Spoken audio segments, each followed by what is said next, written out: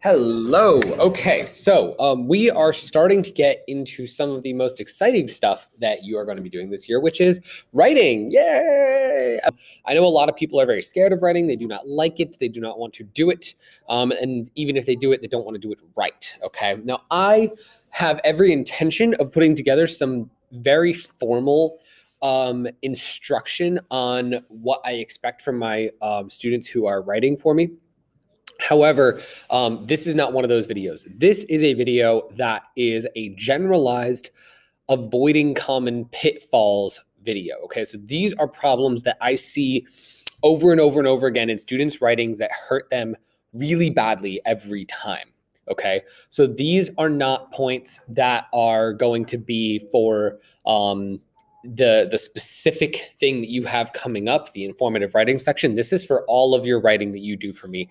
These are things that I want to see you avoid. Okay.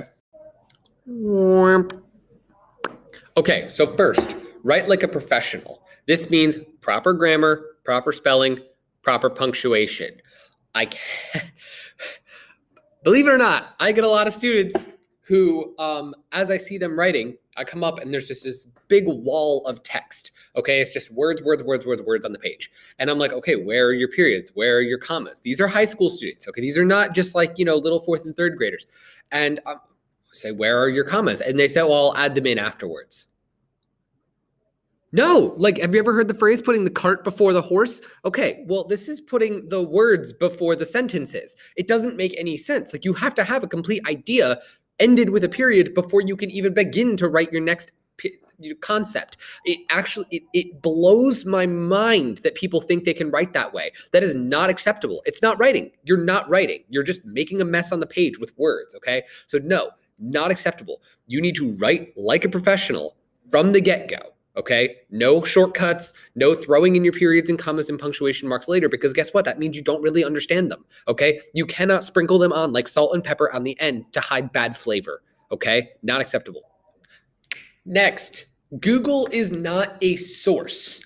Okay, that means if you're doing research for this research paper, this is a informative paper that you're writing next. Okay, but this also applies to any kind of research that you have to do. Even if you're writing a creative narrative and you are looking something up in order to make sure that your narrative follows like consistent rules. So say you're writing a story about Victorian England and you wonder, did they have light bulbs in Victorian England? It's like, well, let's Google it. And you look up light bulbs in Victorian England. And the first thing that you find on Google is a Victorian style light bulb. And you're like, oh, like yeah, definitely they had it there. But really, it's a light bulb by a company called Victoria. Right? This happens to my students all the time. Google is not a source. Google is a search engine. Okay, that would be like using a magnifying glass to read the small print in a dictionary and then saying that you got information from the magnifying glass. No, you got it from the dictionary. The magnifying glass just helped you find it. Okay, Google is not a source. Do not use it. Do not quote it. Okay, you can search something on Google, but then you go to the website and you see what it says. Do not look at that first little blurb at the top of Google, because that is paid for. The first result is almost always paid for, and it even says ad or sponsor on it. Don't wing it. This is pretty straightforward. Don't just start writing. Don't sit down and just start writing. You should have an outline and a plan before you do anything. On Edgenuity, it's helpful because they're going to have you find details and then plug those details into something, and then you'll have like a revision that you make. So they force you to take your time, okay, and make steps. But that doesn't mean that you're not just going to throw that all out the window because it's convenient for you, okay? Do not wing it. Have a plan in mind. There is no successful writer in the world who just throws words on the page and sees what happens. Okay, that does not happen. That's not how people write, and I expect you to do better. Okay, use transitions. Using transitions is a fairly straightforward skill, one that you actually just practiced in Edgenuity with signal words. Okay, so words like next, then, therefore, lastly, in conclusion. These are all words that tell me that you're moving on to a new idea. Okay, so I expect you to use transitions between your ideas because that tells me that you're finishing one idea and moving on to another, and it helps you organize your ideas better, which goes into my last point. Understand style. Okay, what I mean by this is that if you're writing an informational paper, you should be writing an informational paper. You should be speaking in a way that is professional and speaking in a way that has a professional voice.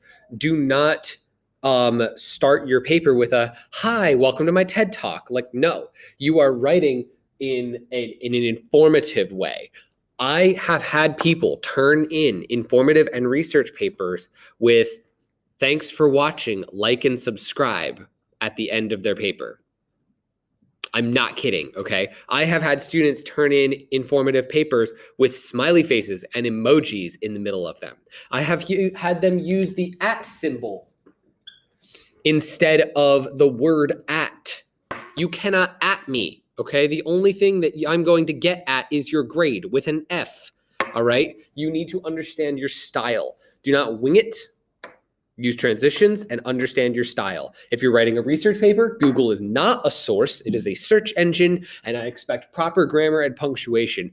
On these 5 things, I will not budge, and they hold true for anything you are writing for me, okay? Like I said, this is not a formal instruction. These are ways to avoid getting on my bad side as far as writing goes. Okay, so please take your writing seriously. Please understand your style. Okay, more than anything, probably this is the number 1 most important thing. And this is probably number 2. Okay, write like a pro. Do these 2 things. Understand your style and write like a professional. Okay, I expect you to also do these things, but do not ask me to like and subscribe to your essay.